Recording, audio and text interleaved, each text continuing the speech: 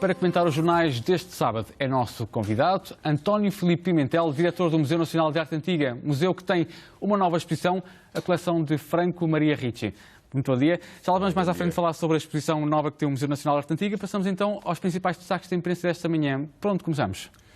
Bom, a dificuldade está na escolha. Eu achei que fazia sentido começar pelo artigo de Anselmo Borges no DN, sobre o discurso do Papa Francisco o discurso do Papa Francisco no Parlamento Europeu e no Conselho da Europa. Na questão de uma Europa avó, de uma Europa que se esquece do que é a sua central missão civilizacional, que se esquece de ser luz que ilumina o mundo e que está refém de um conceito de imediatista da economia e da rendibilidade e de entender os seus habitantes e o homem em geral como cidadão que gera ou não mais-valias no plano económico e esquecendo o que é a essência do que fez com que a Europa fosse grande e que nos confronta agora com problemas como a recusa da imigração, o crescimento do chauvinismo, enfim, o desenvolvimento das ideologias extremas, etc. E, sobretudo, de uma perda de otimismo que se sente na generalidade da sociedade. E talvez passasse a seguir para outra chamada de atenção que vem também no Diário jornais, de Notícias, não é? Também no Diário de Notícias, e que tem que ver com o investimento da Fundação Champalimau no tratamento do cancro, 10 milhões de euros, para um novo hospital, mas que tem por trás um aspecto muito importante, que é o investimento na investigação científica. Sem investigação científica e sem um investimento no conhecimento, não é possível criar progresso, não é possível criar esperança. E, portanto, quando uma visão económica demasiado limitada corta o investimento na investigação científica, sentimos depois esses reflexos ao nível, nomeadamente, da própria questão da coesão social e da própria cultura da paz. As notícias do dia trouxeram-nos os problemas agravados nos Estados Unidos, de Ferguson já estamos em Nova Iorque, mas trouxeram-nos também problemas de conflitualidade, que, enfim, mais ou menos justificáveis por várias razões, não deixam de ser uma cultura de conflito e de violência, o que aconteceu nos pupilos do Exército.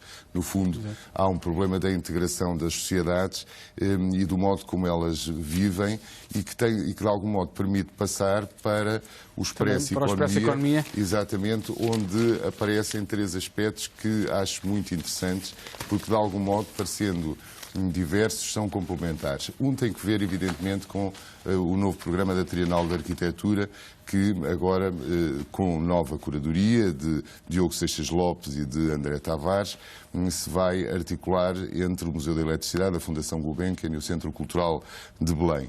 É um projeto de charneira, de Lisboa, uma marca já da cidade, tem-se consolidado, sempre criando um prestígio consolidado, e é muito bom ver a Trienal a continuar.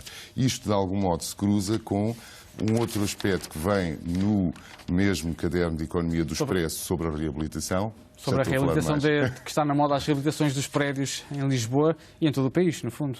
E que tem que ver exatamente com isso, com voltar a habitar as cidades, com uma prática contrária ao que foi a desertificação, que gera as periferias, gera a violência, gera a desintegração, e que de algum modo também se cruza com outro aspecto, que é este de que os turistas sustentam o Príncipe Real.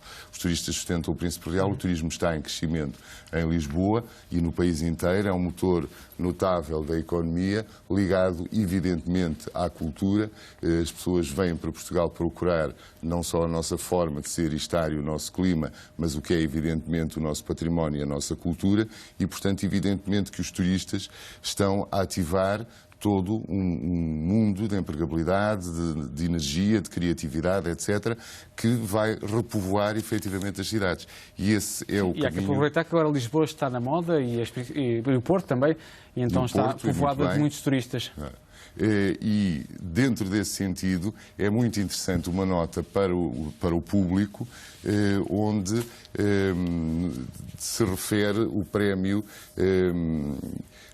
entregue pela Direção Regional de Cultura do Algarve, a Margarida Tengarrinha, e que é uma espécie de, não só de prémio de carreira, mas sobretudo de reconhecimento do que é uma personalidade ativa na vida e na cultura, nas duas. Ela tem 86 anos, é notável, e me diz de si mesma, com a minha idade e a minha força, e portanto está a desenvolver um projeto relacionado com a Universidade Sénior de cruzamento da história da arte com a música. E portanto, de algum modo, podemos ter aqui um puzzle extremamente interessante entre uma advertência do Papa como líder espiritual, a partir exatamente de uma renovação do conceito de cidadania e de uma Europa como luz do mundo no sentido mais importante do termo, a necessidade de investimento na ciência e na cultura e a reabilitação urbana como fator de integração social e de desenvolvimento de uma cultura não conflitiva e de uma cultura da paz. Dentro ainda da mesma linha, um aspecto muito importante que é uma chamada de atenção para a classificação, evidentemente, do canto alentejano como património da humanidade, com uma advertência feita pela sua comissária científica, Salva Castelo Branco, sobre a complexidade de uma candidatura e a necessidade de investir, de que a candidatura vai colocar uma luz de observatório, digamos assim, sobre o trabalho que vier a ser feito. No fundo, está a alertar porque isto não foi uma conquista, já um fim, mas que é o princípio de alguma coisa que deve haver uma continuidade. Exatamente, é isso que é de facto extremamente importante de referir e talvez ainda em fecho de tudo isto, no editorial do Expresso, uma chamada de atenção para uma vontade que agora parece finalmente estar a convergir de reabilitar o 1º de dezembro como feriado que, como se diz, nunca deveria ter acabado, porque é efetivamente um indicador fundamental da vitalidade de um país. É um feriado que celebra a independência, talvez não valesse a pena ter economizado em tão pouco, com o ónus que isso pode depois ter de falta de consciência, de falta de sentido cultural, de falta de sentido histórico, de integração e de comunidade. Portanto, foi no fundo este puzzle que juntei aqui para fugir às notícias mais emocionantes do dia, com que o telejornal abre sempre e que não era talvez o que me apetecesse mais comentar. Então, e agora vamos falar sobre a exposição que está no Museu Nacional de Arte Antiga, a coleção de Franco Maria Ricci. O que é que esta exposição traz, acrescenta às já exposições permanentes do Museu Nacional de Arte Antiga? E que vem também com um excelente artigo na Atual de Alexandra Carita, exatamente chamado O Retrato do Homem. Ora bem, o Museu Nacional de Arte Antiga, na sua qualidade de primeiro Museu Nacional, vive de duas dimensões. De um lado, que é o seu próprio acervo, que inclui a mais relevante coleção pública de arte europeia, nomeadamente pintura europeia, mas também escultura e artes decorativas, e, evidentemente, da sua dimensão de agente cultural e de programador. E, por conseguinte, oferecer aos públicos nacionais e àqueles que nos visitam prestigiadas mostras de origem internacional é uma das vocações do museu. Tem-o feito sucessivamente, ainda no último ano com a exposição da paisagem nórdica do Museu do Prado, primeiro e depois dos Saboias, Reis e Mecenas. Foi um projeto especial criado para homenagear. E tiveram boa aceitação por parte do público? Tiveram excelente aceitação. A exposição da paisagem nórdica foi o recorde de visitantes então, depois foi já ultrapassado por outra, muito importante, a Esplendores do Oriente, Joias de Ouro da Antiga Goa, e agora esperamos que, evidentemente, que a coleção de Franco Maria Ricci venha a ultrapassar ainda esses números, porque tem de facto todas as condições.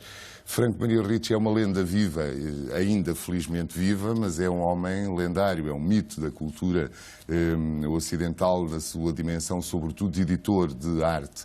É um bibliófilo, um editor e um designer, e a edição, essas duas dimensões, designer e de editor, entrecruzam-se. Criou a marca FMR como chancela editorial, um pouco de uma forma, enfim, subjetiva e autobiográfica, porque é o seu próprio monograma, mas também brinca com a eufonia francesa de FMR, efêmero, e, portanto, o conduz para um olhar muito especial, e é um homem apaixonado pela beleza, no sentido conceptual do termo, mas também no sentido da realização, daí o requinte formal extraordinário e obsessivo das suas edições gráficas. E, ao longo da vida, foi acumulando um conjunto de obras, que se foram constituindo a partir de certa altura, quer pela escala, quer pela orientação coerente que tiveram numa coleção, a ponto de que lhe colocaram a questão do que fazer com a coleção. E para isso ele criou um museu que está a ponto de ser terminado, no interior de um dos seus grandes projetos, que é o maior labirinto do mundo e que tem que ver com o universo onírico de Jorge Luís Borges, que é uma das referências centrais da sua própria obra, e o MNA tem o privilégio de acolher uma mostra significativa, não é evidentemente o quase 500 mil de obras que estarão em Fontanelato, mas são 100 obras centrais, é a medula, digamos assim, o ADN dessa maravilhosa coleção que representa as peças escolhidas uma por um homem que marcou o seu tempo pelo excepcional e refinado gosto que tem. E o catálogo, aliás, é exatamente o espelho disso. O contributo dele para a exposição foi ter desenhado o catálogo. Portanto, o MNA, e neste caso a sua parceira, a Imprensa Nacional Casa da Moeda, tiveram o privilégio de ter o catálogo desenhado por Franco Maria Ricci e o convite de exposição. Portanto, todos os que receberam o convite, guardem-no, porque é, de facto, uma obra preciosa, o convite para a inauguração. E a exposição vai estar no Museu Nacional até quando? Até 12 de abril. E já agora relembro só aos nossos telespectadores o horário do Museu Nacional, para que possamos ir visitar. O museu está aberto, no caso da exposição, de terça a domingo, das 10 às 16. O museu ele próprio, de terça, a partir das 14 horas, e depois de quarta, quinta, sexta, sábado e domingo, das 10 às 18. Perdão, às 18. Às 18. Muito obrigado, António Filipe Pimentel, por a análise da revista da imprensa, os principais destaques da imprensa desta manhã, e esperemos então poder ir ver essa coleção de Franco Maria Ricci ao Museu Nacional de Arte Antiga. Muito obrigado. Antes do fecho deste jornal, temos só tempo para ver